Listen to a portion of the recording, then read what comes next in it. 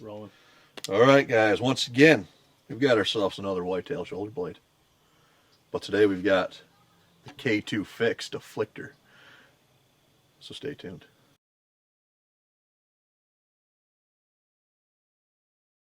All right, like I said, we've got a deer shoulder blade here, like all the other ones. Well, on the tip of my arrow is the K2 fixed from afflictor. And this is a 155 grain broadhead. I mean, I know that these are mean broadheads because I shot one deer with it last year, but the deer only ran like 50 yards and fell right over. That was in a 125 grain, but we're going to see what this thing does to this shoulder blade at 15 yards. See how durable these actually are. All right, again, we got the afflictor K2 fixed, 155 grain broadhead with a 75 grain stainless steel outsert.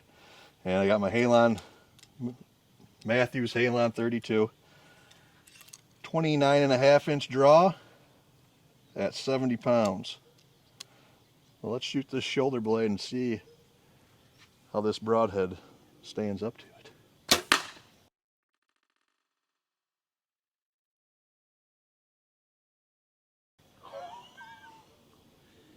It put a hole in it. That hit the hard part too. That blew through the thickest part of that shoulder blade. It put a freaking hole in it. I don't even think it deflected. I think it's No, it went straight through. I think it's where that blade was. I'll have to look at the video. Will say all. All right, guys. After taking the first shot here with the afflictor K2 fixed, I was aiming for the pocket where it's a little more. Well, it's not quite as solid as the rest of it. But with these broadheads, I can tell you right now, I don't think it's going to matter what you hit, because I hit one of the thickest parts of this. I hit right where you get all your deflection, and that broadhead blew right through that and into the target, didn't deflect at all, and just left a freaking hole in this thing. And I can't believe. I mean, that's what their shoulder blade looks like. Penetration is not an issue with this one.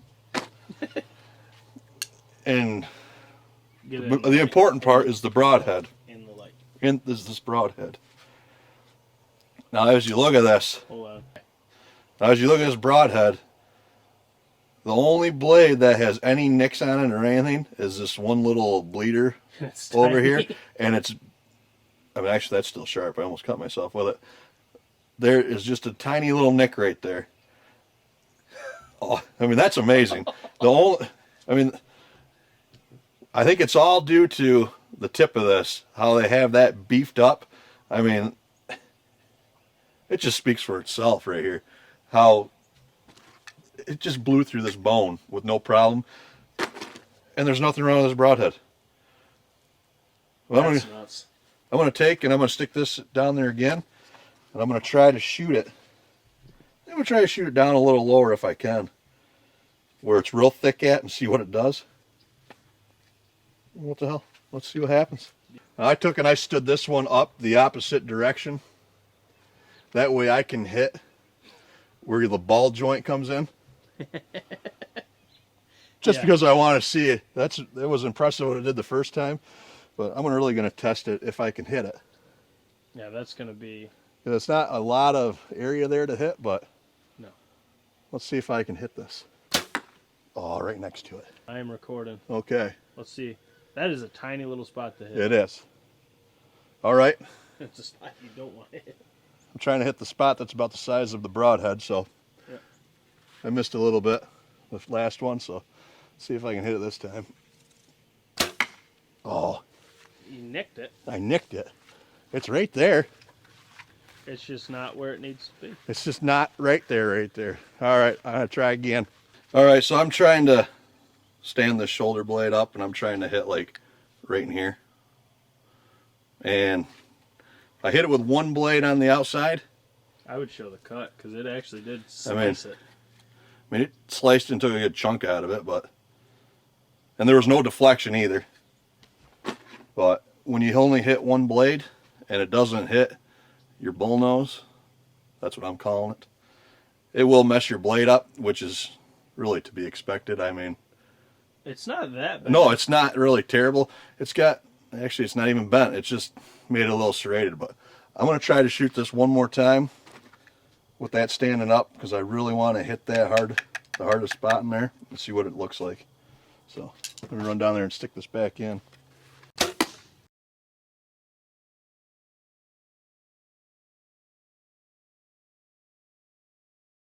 There it is. It did deflect on that, but that one deflected a little bit. that popped it. Now let's see how that broadhead is. You seen what happened to the shoulder blade? It blew up into 20 pieces. But this is one hell of a broadhead, I'm going to tell you right now. The broadhead outlasted my arrow. It's a little gross.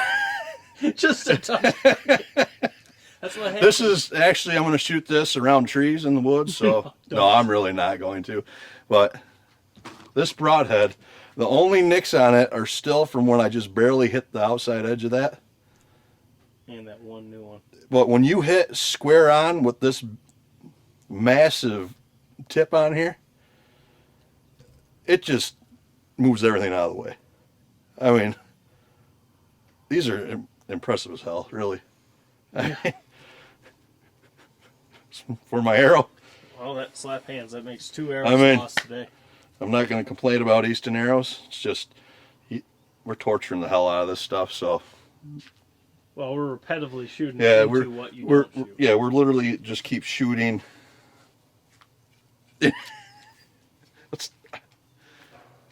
Is the broadhead bent? No. it's complete. Oh. Well. Yeah, she's bent. It's a little bit bent, but I mean, come on. I just shot a shoulder blade repeatedly. Literally, you hit right here. Yeah, right in that joint, the thickest part, and it just split it right in half. It didn't split it. It blew it up. It was cool to see. But besides, I guess the shaft is just bent a little bit, so I mean, you wouldn't be able to use this again, but Jesus, there's nothing wrong with this besides that and that little, but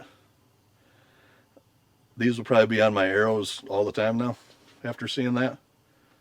It's just, you can't beat them. No, you can't beat that. I wonder too how much of it is having 155 grain head and 75 grains up front too to help. Yeah, I've got that loaded up pretty good. Because that's a lot of upfront weight. That's high FOC. But I'm not going to steer away from these broadheads anytime soon until something beats it, and I don't really see that happening anytime soon. No. At least in my eyes. No, other people will have different opinions, but you're allowed to.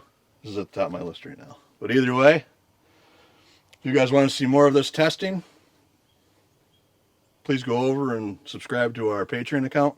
It'll help fund us, so that way when we break our arrows, everything adds up. We buy the broadheads, we buy our own arrows, buy the shoulders, buy everything that you see here, we purchase with our own hard-earned money. So actually, most of those broadheads I bought, if not all of them.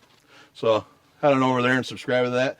And if you're going to want to take a look at these tests before they drop on YouTube, you're also going to want to subscribe, because all these will be on there probably this week. Yeah, and all the bone tests will be on Patreon this week. Yeah, all the on YouTube they aren't going to drop until, they'll just be sporadic all throughout. But so if you want to help support their cause, not really our cause, but if you want to help support the channel, head on over and subscribe to the Patreon account. And maybe we have time for one more test. If not, oh, we do. I guess we're gonna try to throw one more test in here. I'll try to find another arrow. But till then, we'll see you guys on the next one.